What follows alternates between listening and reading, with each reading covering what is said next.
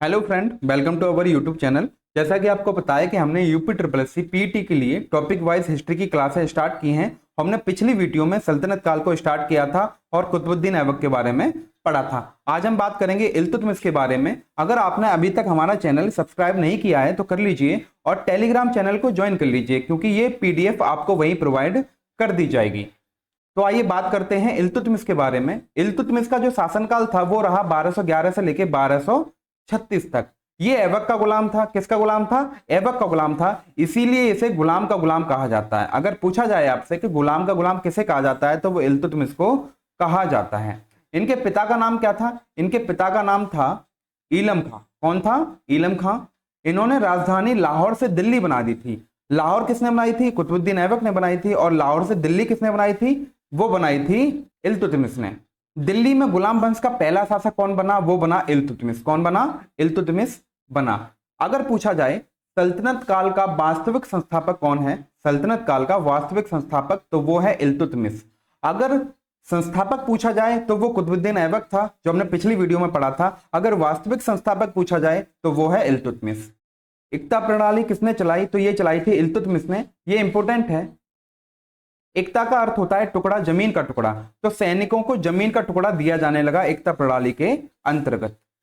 आगे देखिए, तुर्क चहलगामी किसने बनाया? तो ये भी इल्तुतमिश ने बनाया था। 40 सरदारों का गठन किया था। वो इसलिए किया था कि इसकी सुरक्षा की कोई बात आए तो ये 40 सरदार इसकी रक्षा करेंगे। इस तुर्क चहलगामी को बलबन ने बाद में खत्म कर दिया था। किसने खत्म किया था? बलबन ने बाद में इसको खत्म कर दिया था। आगे बात करें, आगरा में न्याय का घंटा लगाया। न्याय की जंजीर नहीं, न्याय का घंटा। न्याय की जंजीर जहांगीर ने लगाई थी और न्याय का घंटा किसने लगाया था? इल्तुतमिश ने लगाया था।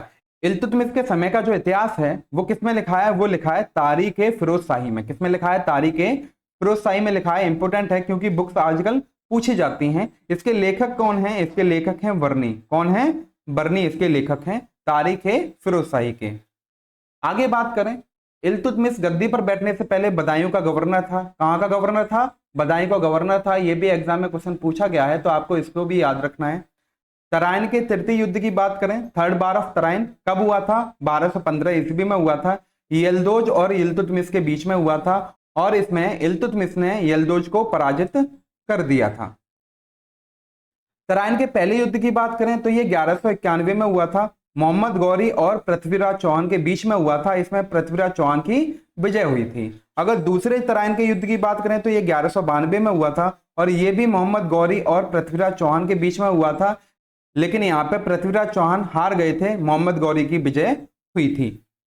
इल्तुतमिश ने मुद्रा जारी की थी। एक टंका जारी किया था, ये चांदी का बना होता था। और एक जीतल मुद्रा जारी की थी, ये तांबे की बनी होती थी। ये भी इंपॉर्टेंट है, एग्जाम में क्वेश्चन यहाँ से भी पूछा जा चुका है। इल्तुतमिश के समय 1221 में मंगोलों का आक्रमण हुआ था और इस मंगोलों के आक्रमण का जो नेतृत्व कर रहे थे वो कौन कर रहे थे? चंगेज खां कर रहे थे। आपको ये भी याद रखना है, ये भी मोस्ट इंपोर्टेंट है। आगे बात करें, मकबरा शैली का जनक किसको कहा जाता है? वो इल्तुतमिश को कहा जाता है, क्योंकि इसने सुल्तानगढ़ी का मकबरा बनाया था। कहां बनाया था? दिल्ली में बनाया था। कहां बनाया था? दिल्ली में बनाया था। और अपने बड़े बेटे महमूद की याद में बनाया था। किसकी याद में बनाया था? अपने बड़े बेटे महमूद की याद में बनाया था। इल्तुतमिश ने ही पहली बार टकसाल का नाम सिक्कों पर लिखवाया। टकसाल जहां पर सिक्के बनाए जाते हैं उसका नाम सिक्कों पर पहली बार किसने लिखवाया था? तो वो भी इल्तुतमिश ने लिखवाया था। अतारकिन का दरवाजा किसने बनवाया? इल्तुतमिश ने बनवाया। कहां पे है? जोधपुर में है। कहां पे है? जोधपुर में है। आगे बात करते हैं, इसके बाद आया रुकनुद्दीन फिरोज। कुछ ही समय के लिए गद्दी पर बैठा था 1236 में। इसकी माता का नाम शाह तुर्कान था और पिता कौन थे? पिता थे इल्तुतमिश। ये इंपोर्टेंट नहीं है, इसको याद नहीं रखना है। आगे बात करते हैं, पांचवी शासिका जो थी वो थी रजिया सुल्तान। इनका जो समय था 1236 से लेकर 1240 तक। अगर आपसे तुर्की इतिहास की पहली मुस्लिम शासिका पूछी जाए तो कौन थी? रजिया सुल्तान थी। और ये भी इल्तुतमिश की बेटी थी। कौन थी? इल्तुतमिश की बेटी थी। इसके बाद इनकी आगे बात करें, रजिया के खिलाफ विद्रोह हुआ था। कौन सा विद्रोह हुआ था? अल्तुनिया का विद्रोह। कौन सा? अल्तुनिया का विद्रोह।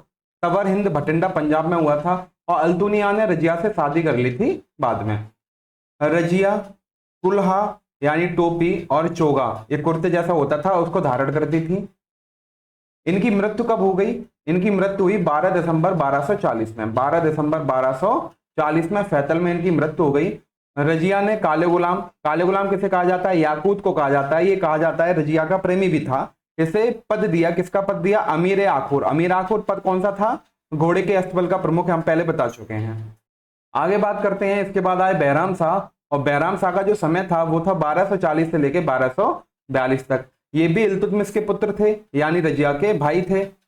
इसने अपना नायब ए मुमलिकात पद पर किसे नियुक्त किया? एतगीन को नियुक्त किया। ये पद सभी विभागों का प्रमुख था, डायरेक्ट राजा को कांटेक्ट करता था। बाद में बैराम खान ने एतगीन की हत्या करवा दी। क्यों करवा दी? क्योंकि इस पद को मिलने के बाद ये अपने आप को ताकतवर समझने लगा था, अपने घर पे हाथियों को रखने लगा था। तो बैराम शाह को लगा ये हमारी तौहीन हो रही है, इसलिए इसकी हत्या करवा दी। बैराम शाह के समय 1241 में भी एक मंगोलों का आक्रमण हुआ था। इसका नेतृत्व किया था तैयर ने, और इससे पहले जो हुआ था वो इल्तुतमिश के समय हुआ था, वो आपको याद होगा। इसके बाद आगे बात करते हैं। इसके बाद आए महसूद शाह। इसका जो समय था 1242 से लेकर 1246 तक, बिल्कुल याद नहीं रखना है। इनके पिता का नाम था रुकनुद्दीन फिरोज। क्या था? रुकनुद्दीन फिरोज। इसके बाद आए नसरुद्दीन फिरोज। इनका जो समय था 1240 से लेकर 1266 तक। इसके एक दो पॉइंट आपको याद रखने हैं। ये भी इल्तुतमिश का पुत्र था। किसका पुत्र था? इल्तुतमिश का पुत्र था। इसको सल्तनत काल का औरंगजेब कहा जाता है। ये इंपोर्टेंट है, आपको याद रखना है। सल्तनत काल का औरंगजेब किसे कहा जाता है? नसरुद्दीन महमूद को कहा जाता है। इसके समय जो नायब ए मुमलिकात थे वो कौन थे? बलबन थे। और बलबन ने अपनी पुत्री की शादी महमूद से कर दी थी, यानी कि महमूद बलबन का दामाद बन गया था। यहीं पर इल्तुतमिश का वंश हम कह लें, या शमसी वंश कह लें, या प्रथम इलवरी वंश कह लें, यहाँ ये खत्म हो गए थे। तो फ्रेंड, ये वीडियो आपको कैसी लगी हमें कमेंट सेक्शन में जरूर बताइए। अगर आपका कोई सुझाव है तो वो भी हमें कमेंट सेक्शन में बताइए। और प्लीज चैनल को सब्सक्राइब कीजिए और टेलीग्राम चैनल को ज्वाइन कीजिए। ये पीडीएफ आपको फ्री ऑफ कॉस्ट वहां पे प्रोवाइड कर दी जाएगी। Thank you.